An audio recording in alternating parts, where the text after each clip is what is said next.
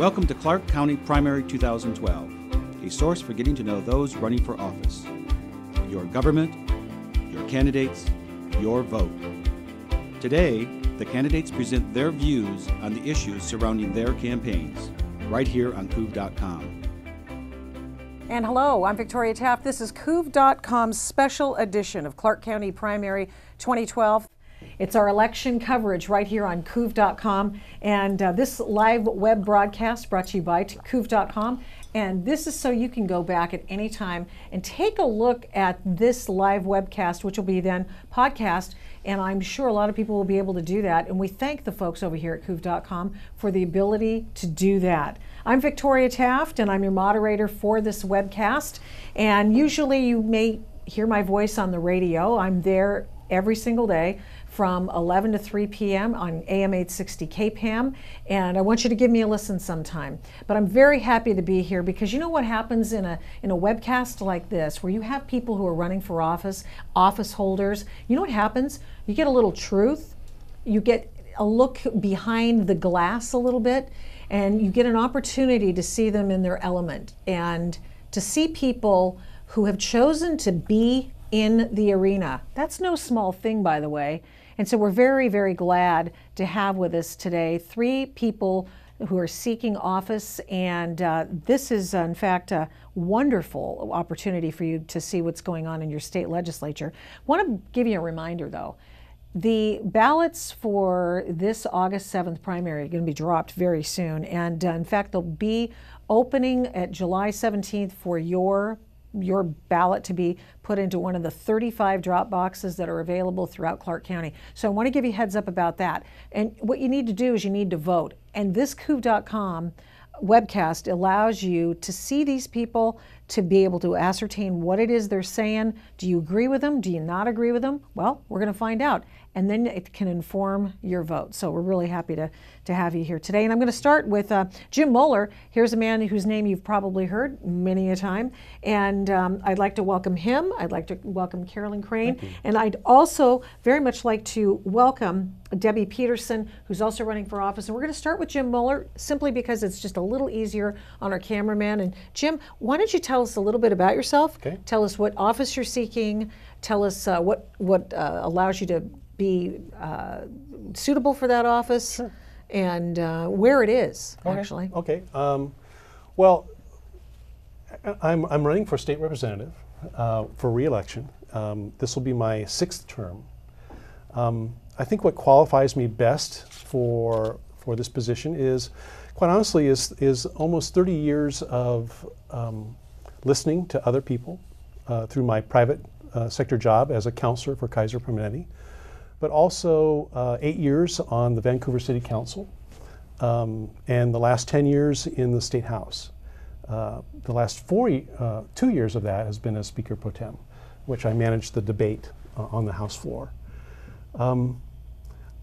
I think that one of the lessons that I learned early on on the City Council was how to solve problems, and basically learning how that, because the R and the D isn't really there, but we sit down and we think about what is it that's going to solve this problem for the greatest amount of people, and I think that's where my talent is at.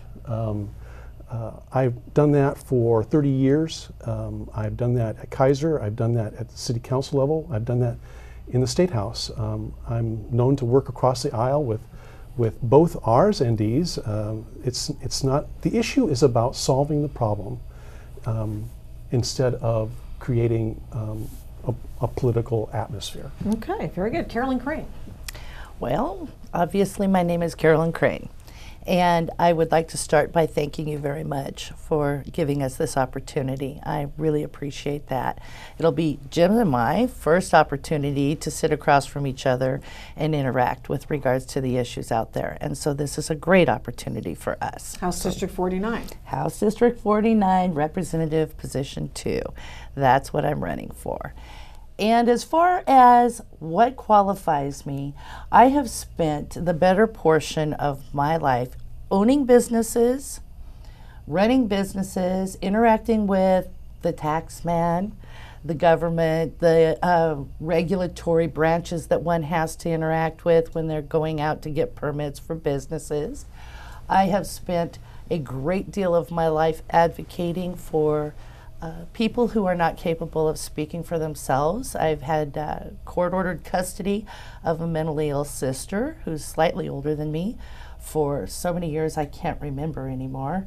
And it's been a great experience to appreciate what you get that God gave you, that someone else didn't get, and to be able to appreciate what they have that they can share with you to be able to move forward with yourself and your growth and your development. I'm an advocate for people. I'm always speaking up for them. I attend all the city council meetings and county commissioners meetings and long-range planning meetings and water shoreline management act meetings and on and on and on. Every civic meeting you can imagine. Wow. Being an interactive person in my community. And I think it's time to go forward and maybe advocate for the people in Olympia if they'll give me the honor. Debbie Peterson, what job are you vying for and what qualifies you for it? And tell us a little bit about yourself. Thanks, Victoria. First of all, thank you for moderating for us. That's great to have you here and meet you again.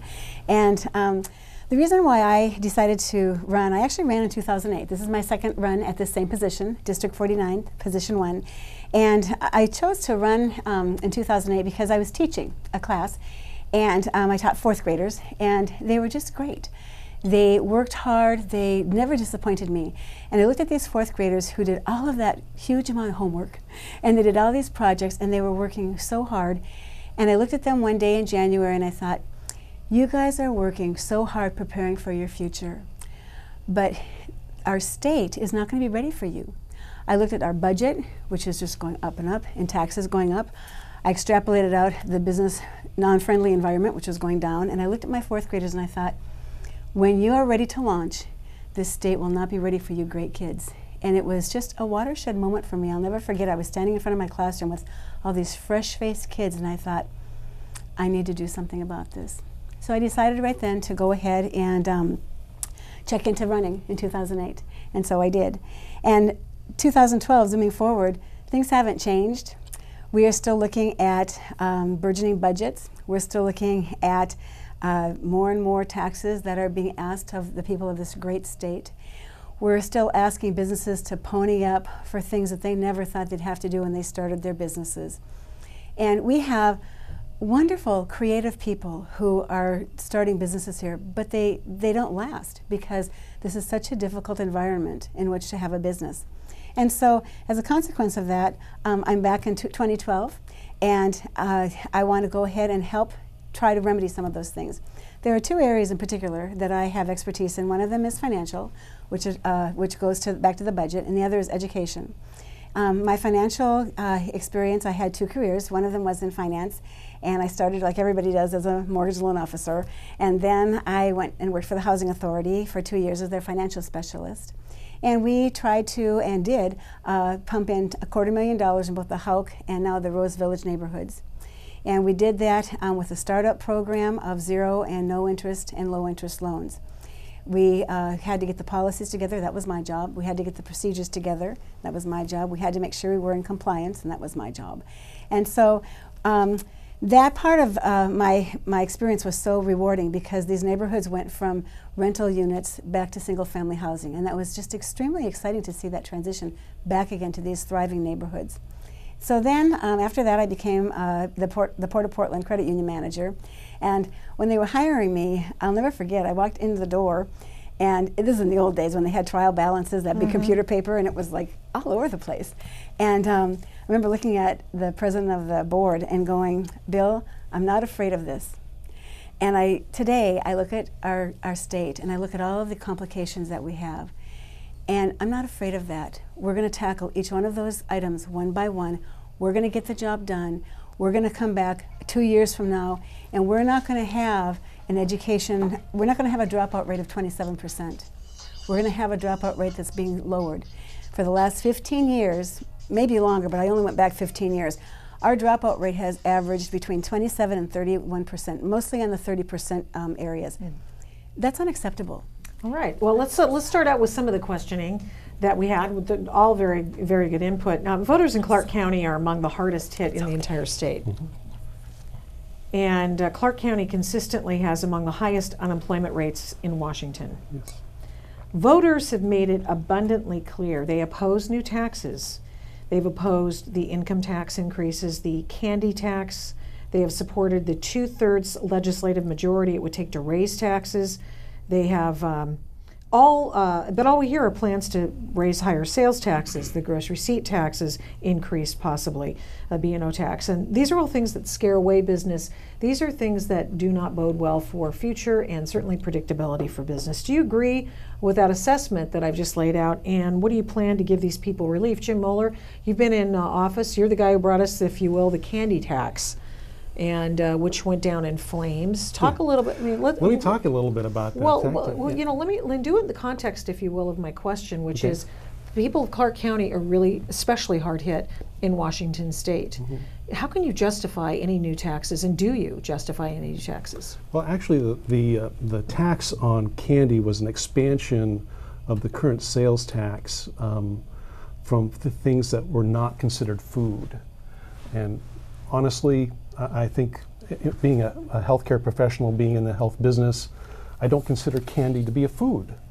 I just don't. So it should be subject to tax? So it should be subject to tax like toilet paper or like anything else that we pay for at the supermarket. That was actually to go towards, and my idea, which originally was to go directly towards public health. In the process of our legislative ideas, it got moved over to the general fund. And quite honestly, I think if it had stayed in directly and dedicated to public health, it probably would have won. But nevertheless, regardless of where it went, it was still the same tax? Yes. And it was still onerous tax on people who may like to have the use of their own money and not have to pay more for I think candy. I think people, the candy makers made a good argument that it was food, that this was a new tax. It was an expansion of a current tax. Were you aware of the snack tax that they tried to do in California some years ago? No, I was not. Yeah, in the 80s or early 90s, they tried this in California, Yeah. and it was an abysmal failure. Yeah. And it was precisely for the reasons laid out. It seems to me that people who propose these kinds of taxes might want to go back, like you, and go back and see where it's been tried and what the fallout was. It was an absolute, I was living in California at the time, after college in Washington. At the time, Victoria, we did a great deal of research on where those taxes could come from. We didn't go back as far as the early 90s, nor did we go back down to California, obviously. Well, I guess you just go where it happened, right? Where it happened. And this seemed like an appropriate way to go ahead and fund, because public health, in my opinion, as sitting as a former member of the local health district board, actually the former president of the district board until it was dissolved, I thought that public health was part of our public safety aspect of police and fire and public health. And we should basically fund public health to the best of our ability. This tax looked like it could help public health continue on through its mission, which is to limit the disease. Is there anything that you can't tax? Well, certainly there is. Like what? There's many things you can't tax. Well, and so I just kind of wonder, is there a limit to the amounts of things that one could tax in order to support public health? Because you could do anything in the name of the children or public health, and it would seem like it would be easily sellable. Well, Victoria, I think the issue that we came down to, and this wasn't just me, this was a whole board of public health officials, and the public was involved with it, and we came down to the idea that to address obesity, that there's a definite link between candy and obesity and public health, and that we can make that argument. It didn't fly. Okay. Okay, so Fair enough. Okay, let me ask you, and let's just pose the same thing to Carolyn Crane. The voters, Clark County, are disproportionately hurt, I think, by the environment, the economy right now, especially. And so, do you agree with that assessment? And what do you plan to give these people relief? Well, I absolutely agree with that assessment. When I did some research and went out looking, I found a huge increase. I think it was like 40-something% increase in requests for food stamps and housing assistance and Medicaid assistance in our 49th. When you're starting to look at 1 out of every 3 households minimum, if it's not 1 out of 2, needing some form of assistance from the government's assistance program's gotten too big and it's top heavy. We have to put people to work. We have to quit taxing the employers and making it formidable for them to even employ people. These people don't want assistance. They don't want handouts. They'd like help up to get on their own 2 feet and do life. I disagree with Jim's assessment of the candy tax. He authored that tax, and I didn't like it at the time. I don't like the government telling people what to do. I don't think it's their place to decide to control our behavior. We have certain limitations that are put on us by natural things. You have constitutional rights. I have constitutional rights. I have a responsibility for every right, and that's not to mess with yours. And that's pretty much a basic, simple law. I don't think we need some behavioral health police coming out of our legislature telling us they're going to tax us in order to control our behavior and send it a different direction. I don't think that's okay. I also have some serious issues with the taxation of it on the basis that if we have so many people using food stamps to buy a candy bar, where's the tax coming from? It's not coming from the person, it's coming from me again. That's not okay either. Debbie Peterson, Well, would you? is there a chance that I'll get a chance? Sure. I mean, why not? Okay. This is a webcast. This is We got a little time. interactive, Yeah, right? go. This is great. Well, quite honestly, I think that this is where I disagree with Carolyn and with the Republicans entirely, and I don't think that that's a surprise to anybody. No, Jim, it's not a surprise to anybody. What I do think, though, is this was a simple expansion of a current sales tax that we currently have. This wasn't me telling you that you couldn't buy a candy bar. It's saying that if you do buy a candy bar, you're going to pay a sales tax on that. It's not considered food. That's all. It's not considered food. A steak is considered food. Let me just bring up. But candy is something. not considered food. It's just social engineering, and people are tired of that. I mean, we're frankly just tired of the government telling us what we can and can't do. I mean, quite honestly, that's exactly what it is. the biggest tax exemption that we have in this state, the very largest, is on food. It should be on food. It should be on food. Nobody should be taxed to eat. I agree. Let me ask you this: you're a guy who's working in the health profession, Right. and in the health profession and in forensic medicine, what we find out is that it is the dose that is the poison. It's not the poison itself, it's the dose that's the poison. I can drink too much of this and I can die because I'll have too much hydration. It will harm me. Where does an elected official get off telling me how much of something I can eat or drink? Because it doesn't. Well, no. I don't say how much you can eat. But you're making the case that it's a connection There between is a that and obesity. There is. And what business is that of yours? How much we eat? Well, because it one is no- guy, it some is no skinny business. guy over It here, is no business of can mine eat how 5 much candy you- bars in a day, and I can eat 1, which I don't dare do. But I mean, so what I'm saying is there is no business of mine to tell you how much you can eat. There is a business of mine to say that's not food. And they made a good case, and you bought the fact that the candy makers said it was food. Apparently, the candy makers put enough money into the campaign to say it's food. It's not non-food. And people bought it. Debbie Peterson. Hi, thanks. Actually, that was such an interesting campaign and ballot measure, and after the bill was passed. And I remember getting a campaign flyer, and I remember that it was fascinating to me because there were certain cans of chili that were going to be taxed and certain cans of chili that weren't going to be taxed. And so it was more than just candy. It was also some food products depending upon what they had in their ingredients. And so when you are talking about real food, not just candy, then that becomes a very regressive tax on the poor especially.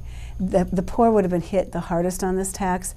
And so first of all, to have done this type of a bill and not look at California's, because many of us knew about the California candy tax, and we understood that it had gone down in flames in California. And so to spend time doing that bill again up here seemed like there would have been other places to put one's time.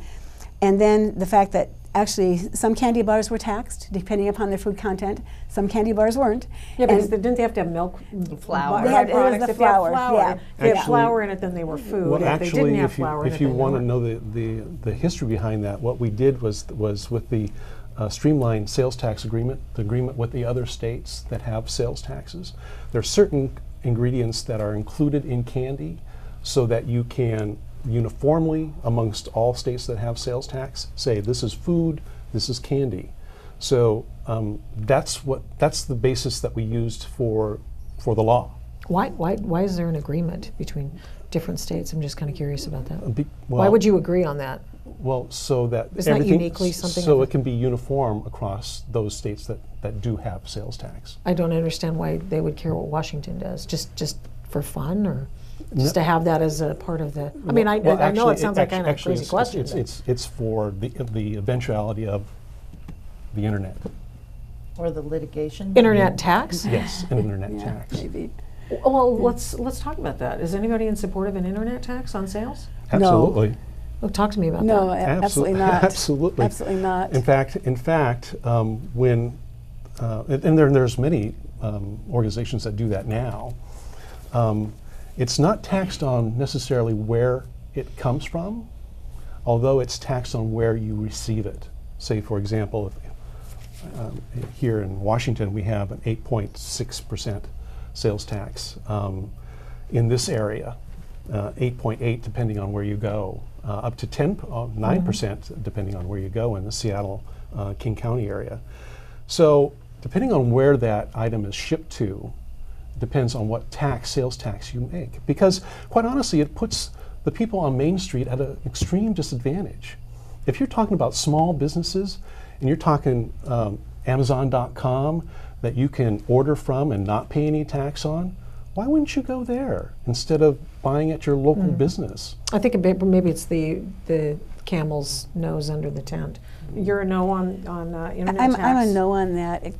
And one reason for that is because the brick and mortar stores, most of them have been able to actually work around that, and internet sales are doing a large part of their selling. Can and I so interject something sure. here? I mean, as long as we're talking about this, I mean, if the state needs to involve itself in this, then wouldn't a logical reaction to the brick and mortar malady be reducing their taxes? Well, I agree. Good point. Absolutely. I mean, and if quite you're going to honest- get quite involved, wouldn't honestly- you just make it easier for them to Quite exist? honestly, I think the sales tax is a very regressive tax. Couldn't agree more. Yeah, Are you in support of an income tax then? absolutely. Would you do that and get rid of a sales tax then? Actually, I would reduce it to practically nothing, because I think taxes have to have a three-legged stool, as I say. You need to tax wealth, which is property. You need to tax consumption, which is the sales tax. And then you need to have an income tax to have a well-rounded tax and fair tax system.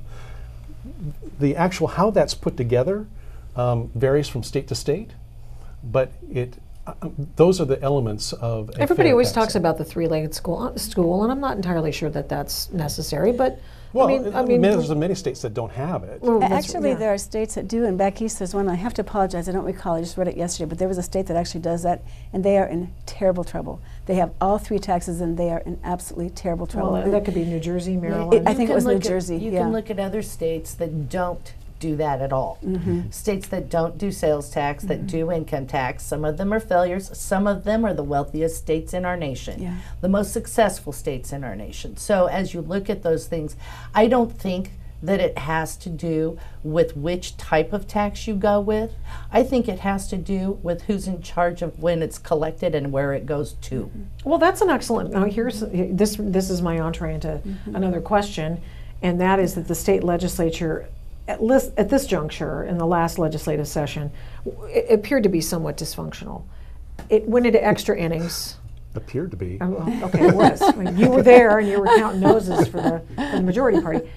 And Jim Moeller, you were one of the reasons why they had to go into extra innings, and it's because they could not come up with you guys would not come up with a budget. One of the reasons? Well, okay. I mean, weren't you? No, in fact, quite honestly, the House had got its act together. In fact, it had its act together. It was I don't see any senators. The Senate. It's the Senate's always the problem. Yeah. Okay, so fair enough. I mean, if you, I thought that the whole issue of gay marriage got in the way of the ability to get the budget done. Oh, you know, that I've heard that a lot. You don't buy that? I don't buy that at all. You know, But wait a minute. I've been there for 10 the gay marriage thing was put in front of the budget.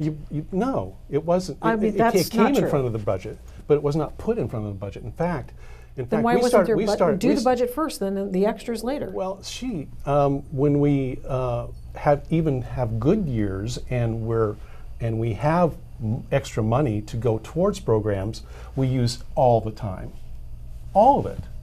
I mean, there's not a time, and this particular time when we're in the worst financial situation in the past 70 years, where we've had nothing. In fact, where our general fund is $1 billion smaller than it has been since the early 50s. We've had, quite honestly, a tremendous gap to try to fill with no additional revenue, because we can't raise any additional revenue. Is there any thought in your caucus that, okay, we don't have as much money, let's reduce taxes and let's see if we can get more coming in the door from increased I think funding? we've tried that. Actually, the budget has increased since 2005. If you go back and look at the budgets from 2005 up to 2012, we've gone from, I believe it was somewhere in the 60s to 72 billion. But the key word here that he used was the general budget. Right. And what you have General to fund. understand is there's two budgets. Right, that's right. So Actually, while there's three budgets, but while one of them has not really expanded, it also isn't covering all of the expenses that it's supposed to cover. And so we've got extra budgets that cover things like education, which should be covered strictly under the general, is no longer there. It's spread apart. And to sit down and read through the Washington Department of Revenue's documents and take a look at all the different expense categories, it's really hard to actually figure out how much is really truly getting spent on education, because it's here and here and there and there. And if you could put it back into streamlining it to where one budget hits one place, you might, and I'm not sure that it's completely capable of being done, but you might come a lot closer to actually knowing what your true expenses are and where you're spending the money. Didn't the state Supreme Court call you guys to account for failure to spend more money for education? Absolutely. Is that part of the problem? It's part of the problem. It's always been part of the problem. Quite honestly, I always thought that we've gotten away with education on the cheap in this state. How much is enough then? How much is enough? I don't know. I don't know either. Quite But honestly. apparently, whatever we have now is never enough. It's not enough at this particular point. Actually, Jim, we're spending about $1,000 per student per month. I think that's amazing. And 40% of our budget, of our education budget, is going to admin. And if you owned a business and you had 40% of it going to admin. That's not true, Debbie. I mean, come on, really. No, that is true. They just did a performance audit. That's really not If you true. go back to the That came through with the 2005 performance stuff. audit. Absolutely. I don't know what's true, but if they've got a performance audit and that's the number they came up with, how can you that say is it's not exactly true? the number they came up with. Well, how do you know it's not true? Why don't we find out from you why it's not true? Well, because if it was true, then I would be informed about that. Well, she's Okay, informed. well, she read the And study. I have read not, this and stuff. I have not been informed that somehow or another we have 40% going towards administration. I mean, let me, Jim, if you That's don't know, absurd. aren't you willing to admit that you don't know something? Oh, absolutely. Okay, Okay, can I I mean, just say But, this? but, I'm just- but, I'm- but, that- but that just blew me certainly, away. but certainly 40%, In two- 15% I can see, yes. Jim, But in 2006, 40%? in 2006, we had That's a big $5.9 number. You should take- billion you should take going from the general fund into education and whatever other sources. That's what I could come up with. I'm sorry? 5 years later, we're at $13.8 billion. So we have not had a 115% increase in enrollment in schools. We have had a 70% reduction to higher education, down to 30% of what they used to get in 2006. So we're not spending it on higher education. We have more than doubled it. Yeah, and you know And we're picking up 0 to 3, and we're picking up pre-K, and it's not going down to the classrooms in K through 12. There's a problem. Yeah, exactly. And do you know what's happening with that? What happens when people lose their jobs? What do you do with your children if you have them in private school? What do you do with them? You pull them out. You pull them out. And you take them where? Public schools. Public schools. Have And we so- seen a and- 115% increase in They're enrollment? paying in for it, public might as well schools? get something for Well, it. well, you're pulling people out of public schools. You're putting them you're pulling them out of private schools. You're putting them into public schools. You have increases that are part of just the aspect of running an increased amount of students through there. To say that we have misspent, and that's the implication that I'm getting, is that we're misspending those dollars on 40% of administration. I'm sorry, that's absurd. That's Well, I right. don't If know it's that there's true- enough If it's oversight. true, I'll be back and I'll say it's true. We'll You hold you're you not to buying it, huh? Because not I buying think it. I think it's entirely possible. I mean, when you think about I think it's a joke. when you think about for Sorry. instance, Libby. well, you just okay. I'll tell you what's a joke. What's a joke is we spend $1,000 a month on students, and we have for 15 years a 27 to 30% dropout rate. That's a joke. That's absurd. And that We is spend $2,800 a month on 3 and 4 year olds. Come on. $2,800 a month on Per child. And there are 1,800 and some odd of them. Look at the $1 billion budget that we cut out of education to put into that category. And we still have the same dropout ratio in high school. So I don't think we're teaching the kids what they need to learn in order to be tied to their own success. Okay, we're running out of time because Okay, we're having let's such move a forward. Okay. we're having such a wonderful having such discussion, Jim fun. Moeller. Thank you. This is great, Karen Crane. This is awesome, Debbie Phillips or Debbie Peterson. I That's know okay. Debbie Phillips. I I want to apologize. go back to the Snickers candy bar thing We for can't. just a Well, minute. hold on here. I just 'cause want to say we it have is. to. We have to get to the just Columbia River one crossing. comment. It is food. Take it from me. Snickers candy bars are food. Yeah, Well. they're my lunch almost every day. The peanuts. Columbia River crossing, of course, is a big issue. Yeah. And it's a state issue, it's a federal issue. Yes, it It's an is. issue that will impact Vancouver and Clark County for a very long time to come. And so it has already cost upwards of $150 million, and if it's ever built, according to economists, it will cost, with debt service, more than $10 billion, if not more. So characterize for the voters the state of this project, in your opinion, and that the light rail system and its impact on obligating current and future taxpayers in Clark County to maintenance costs, et cetera, and all the additional costs. So let me start with you, Debbie Peterson. Okay, sure. And let's talk a little bit about the Columbia River crossing and characterize the project for me at this juncture. Okay, right now, according to one of the elected officials, the project is dying a slow death. That's an elected official who's been behind this project. It's dying a slow death for a couple reasons. One of them are the lawsuits, although that's not the biggest. The other is there's just no funding. And that was music to my ears. This project should have done a quick death, but at least it's dying on the vine, and that's a good thing. And in terms of what's happening, the status of it, we have 3 lawsuits. One of them is from Thompson Metals because the bridge is too short. There are several others. One of them is from an environmental group, 1,000 Friends of Oregon. And the reason for that is because they're looking at this bridge as causing nothing but congestion in an area where there's already such high air pollution. And so this is going to just increase that dramatically. So we have these lawsuits that, that are interesting. And to me, it's interesting because from the far left to the far right, there is no consensus on this project. You have these folks that are 1,000 Friends of Oregon, and they represent 100 or more different environmental groups. Then you have us on the far right who look at this as a fiscal disaster. And so there's no consensus because from the very beginning this project was done incorrectly. It was done with an agenda. The agenda was light rail. It wasn't to solve congestion, although they have that as part of their part of the items that they want to solve. But that wasn't, congestion wasn't their main goal. Their main goal was light rail. And because of that, all of the projects that were put in as possible alternatives were kicked out because they didn't have the light rail agenda that the CRC wanted. As a consequence of that, there's been just an interesting, since the last 3 years, there's been an interesting piece to this as it's moved towards its final sort of unfortunate destiny.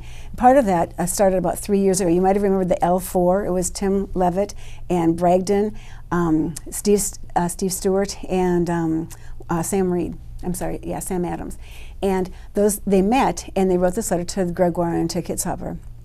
And they said, basically they said, we need to have something, you need to do something to jumpstart this project. And Tim Levitt at a city council meeting was raked over the coals by the city council members because they said, you know, you didn't tell us you were going to go. You went and did this. You did it without us knowing it. And they were really steamed at Tim Levitt for doing that. And in a city council meeting, Tim said, if we hadn't done this, this project would be going nowhere. And so they had, and as a consequence of that letter, they put in the expert review panel. And then the expert review panel, as you know, found out that the bridge design was faulty. It was a box web design, had never been built to that scale, was unsafe, was far too much money. Then we have the second bridge design right now, which was a problem. Last summer, we had, as a result of one of the gals in our think tank, she went and talked to 70 Oregon legislators. They didn't know anything about this project. And they were shocked when they found out that $25 million had been pulled out of the WSDOT as emergency funds. Didn't have a clue. It hadn't come out of their general fund. And so these 70 legislators went and got together, and that's what precipitated the Oregon Legislative Oversight Committee.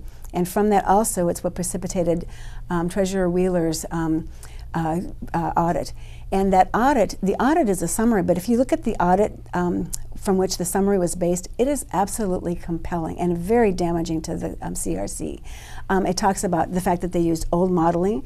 Some, they didn't use any modeling at all, and as a consequence of all of those lack of really good science and good process, there was a $500 million, $500 million projection, revenue projection, in which the streams weren't there. Carolyn Crane. Okay, where do I start? Well, I'm going to characterize the project. Do you think it's a good idea to have the Columbia River crossing debacle? How's that for a characterization? That is what it is at this time. The light rail has been a huge issue with this. It's been ongoing for over a decade. It could have probably been built by now if that portion would have been set aside, if we weren't trying to, again, do behavioral control issues and try to get people on light rail. Adding taxation and burdens to the local community that does not need it. The percentage of people that will use this for a mode of transportation being about 2%. I've sat in way too many of these meetings and listened to way too many rounds of Chuck talking and giving numbers, and then you turn around and you say to him, you know those numbers are not accurate. And he goes, oh, I know, and then continues right on. And 2 days later, you're at another meeting, and he's giving the same numbers, and we just discussed the fact that he knows they're wrong, and he admitted that they're wrong, and he's still doing it. You get down to where they make these claims that they've gone out into the community and done all these things, but they don't truly give the marketing aspect to the community.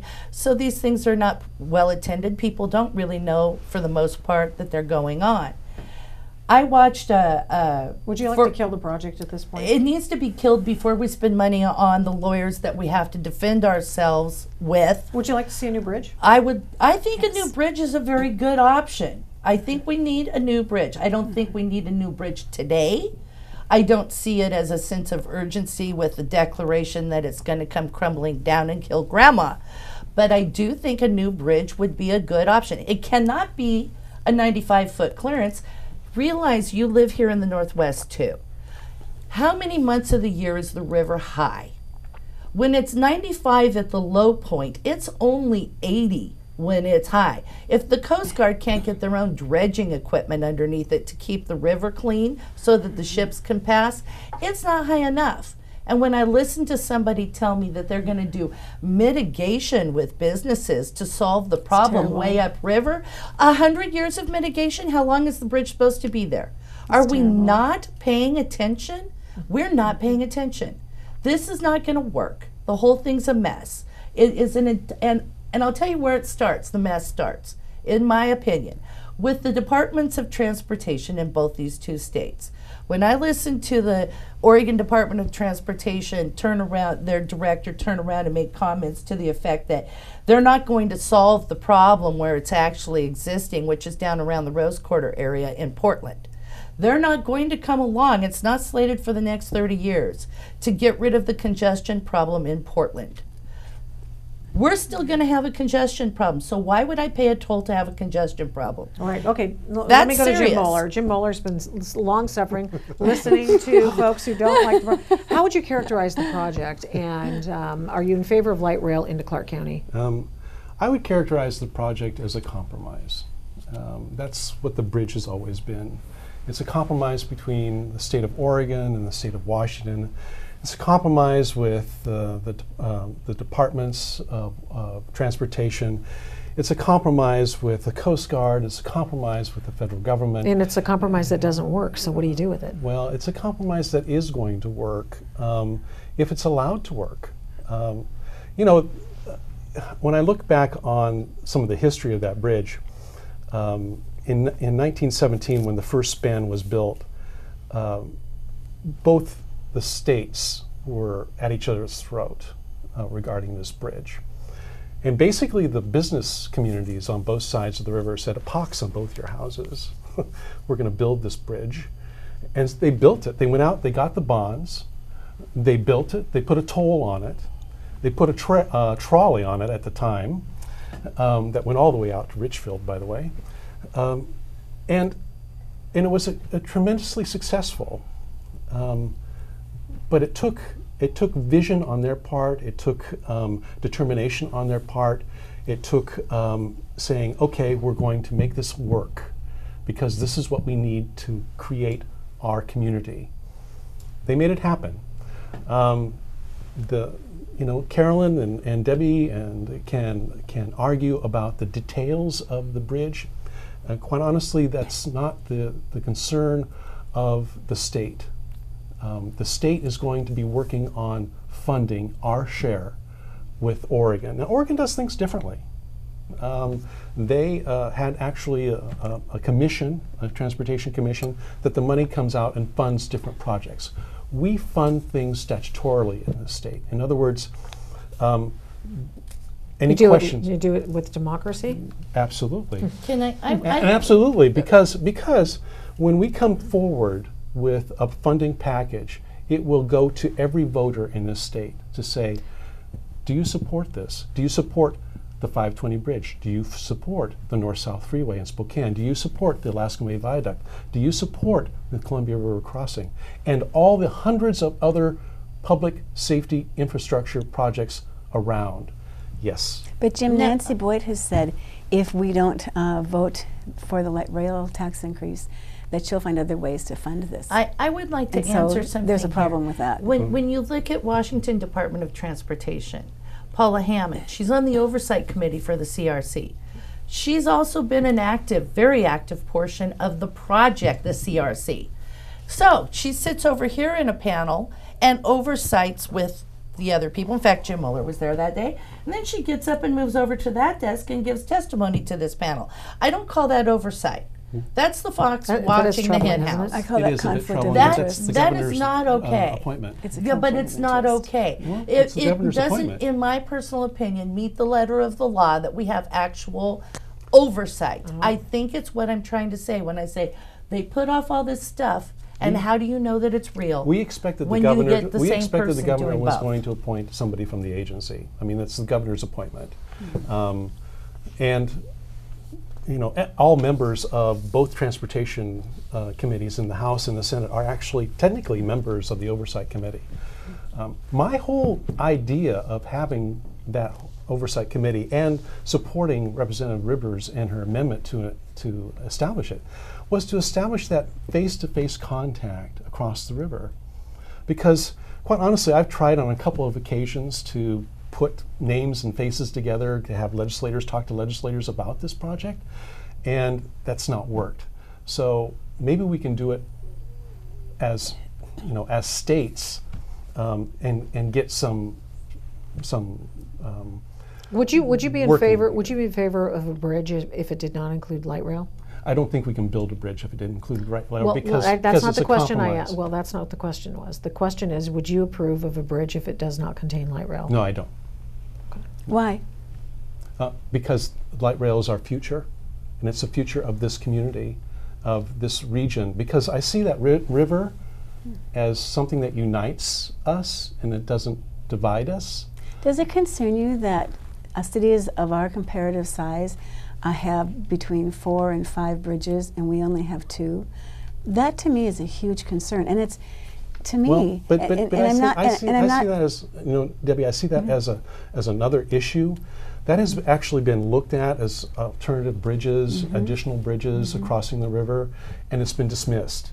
What we But- and we but don't why need was to it go back and. dismissed? It's the third bridge idea. It's been dismissed. Okay, but it was dismissed because the And bridge I know influence that area you're was shrinking, big and on it was it. shrinking so that they could isolate down to one alternative with light We rail. need to fix what we have in front of us. I have a question for you. Okay. In the past, the voters voted no on light rail coming into Vancouver. No, they voted no on the funding of light rail. As I understand it, they voted no. They and voted no they've on the noted funding. And they voted no on funding. So here's the question to you. If the voters vote no this fall, because I understand we are going to go to a vote this fall, if the voters vote no this fall, are you going to follow in the footsteps of all the other Will not all you of them. abide by the advisory vote? Will you abide by the It's vote not of an the voters? advisory vote. Actually, it's a vote on the funding. It's a vote on the funding. So the question Absolutely. is, are you going to abide by it, or are you going to go out and look for a B&O tax increase? I have to look. I A have to head abide- tax increase or some other I'm going to form look of for tax. another way to fund that B&O aspect of it. Do you think that I'm going to allow a $2.3 million issue to stand in the way of a $3.5 billion project? I don't think you'd Okay. let anything No. stand in the way of raising Absolutely taxes. How's not. that for an answer? So even though the citizens of this county say no to the funding, They say of no this- to that funding? Yes. And we'll find another way to fund it. But see, that's just inappropriate because Why is that although inappropriate? Because the issue is actually the issue is actually light rail. The issue is not the light rail. The Yeah. issue is about the funding. But Jim, the problem of this is. But you would just is- assume that it doesn't have anything to do but- with the actual project then? So you're saying there's no relationship no, to the no. I'm funding saying- and to the project I'm itself, saying that- and that's inappropriate. And No, the it's reason not why inappropriate. the reason why it's inappropriate is because this is the only way that we have to vote to say no to light rail. That's right. It's the if only you way. have a chance, and I'm hearing the other side saying this is not a mandate, but it is a Well, mandate. No, it's not. It is. Well, okay, then I guess Proposition 1 was a mandate too, but that was passed by 56%. So if you want to start saying these are referendums on light rail or this is a referendum on the bridge, I suppose you could spin it that way. I don't know that it's much spin. It doesn't really take much spin to designate that particular vote in the upcoming election as a referendum on light rail. I mean, that's just what it As is. a That's the only thing legislator- that people have been allowed to vote on. As a legislator, don't don't you think have so. the ability to take an initiative to the people that says you do or do not want light rail and quit messing with the funding? Just give them the up or down, yay or nay. No, they don't. Why don't you have that right? I don't have that right. You don't have the right to pass a bill that takes us No, an I don't. initiative to the people. No, I don't. How would you accomplish it then?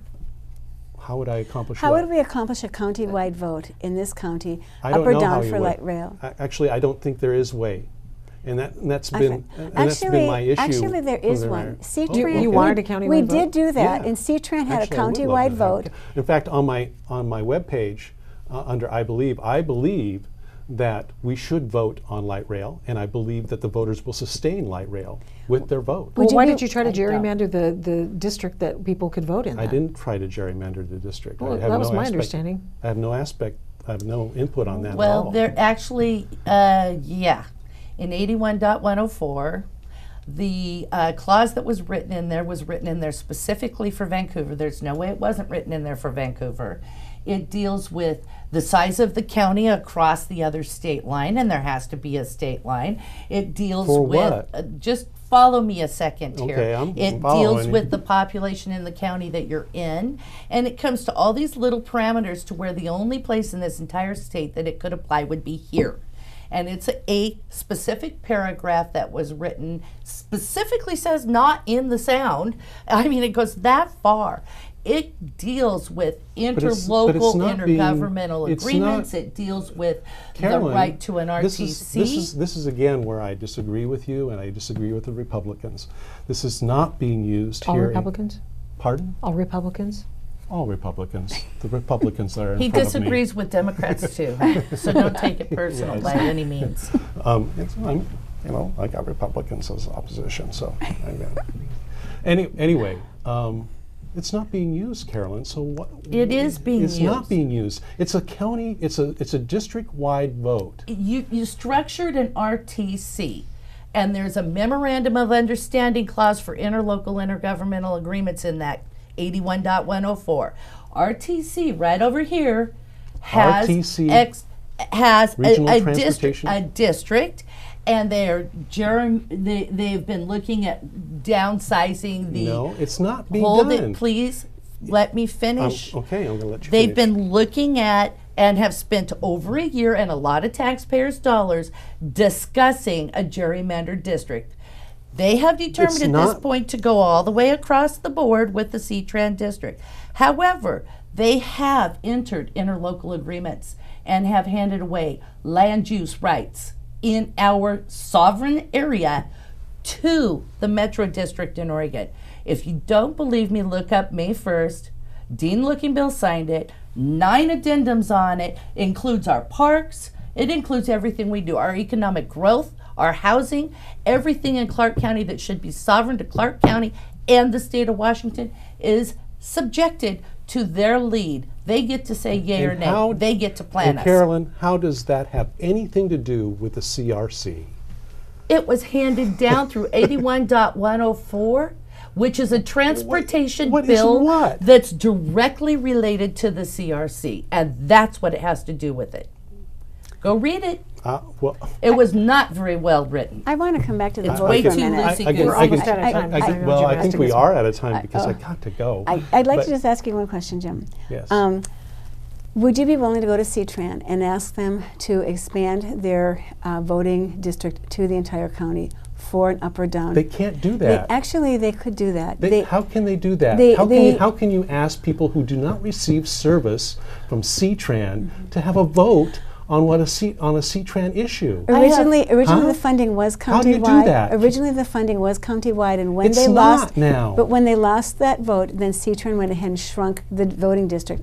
They could go ahead and expand that back up. It's an entire district that C-Tran offers service. But would you be willing to talk No, to C-Tran? Okay, I'm not.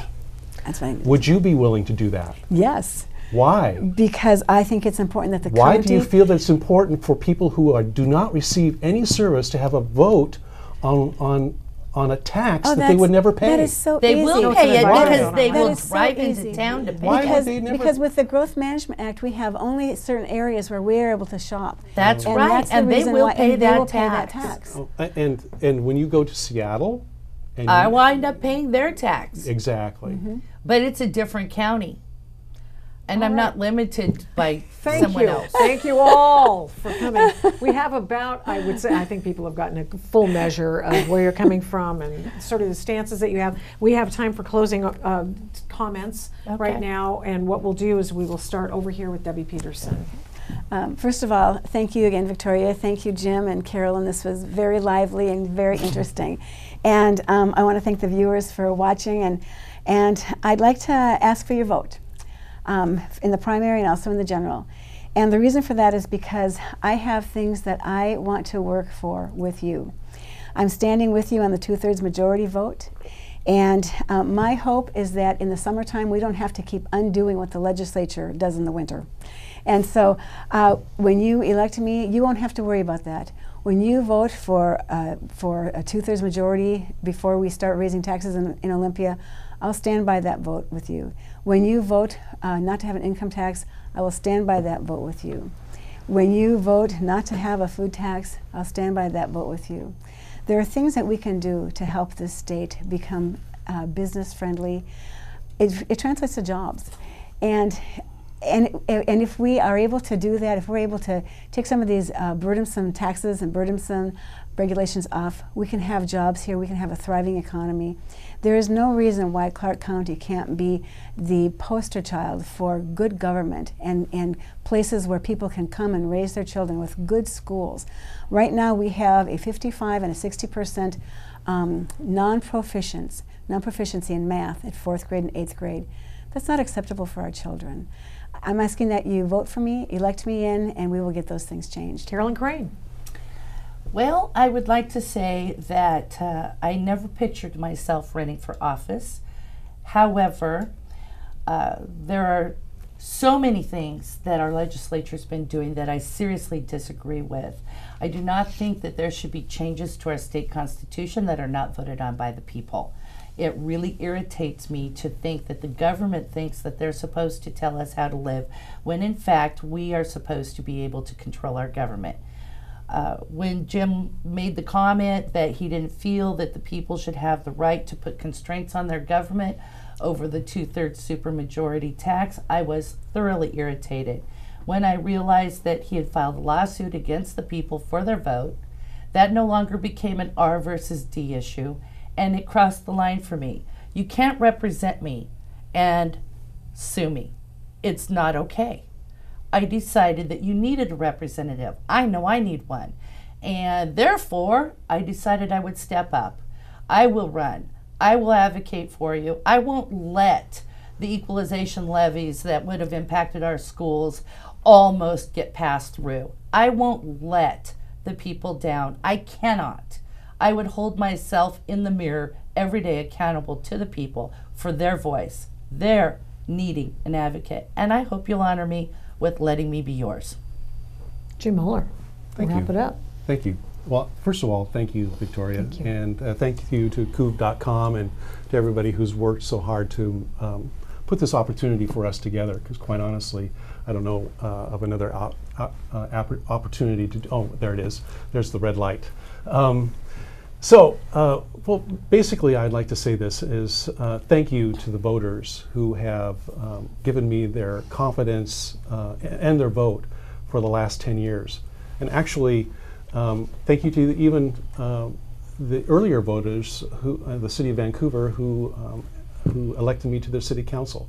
I am very much like you, Carolyn, in as much as I never anticipated that I would be an elected official, or that I would even run for elected office. But here we are, and I am just astounded, one, with the amount of confidence that people have shown me, and two, although we disagree on a number of issues, there's one thing that I think that we all agree on, and that is that whatever happens this November is going to be in the best interests of this community. That we try our darndest to put forward our best and our best efforts to respond to the needs of this community, to respond to the most vulnerable, to respond to our budgets, to respond to our Constitution that guarantees us all these wonderful freedoms that we have. I can respond to specifics, but I'm not going to at this particular time.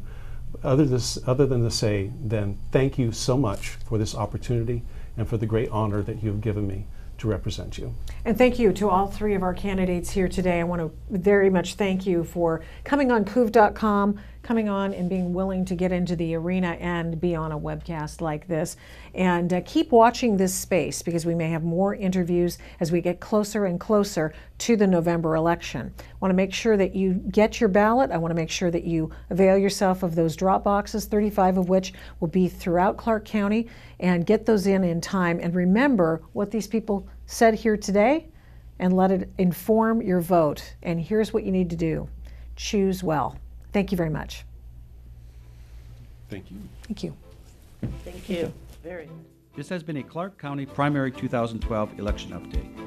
Your government, your candidates, your vote. A production of COOV.com.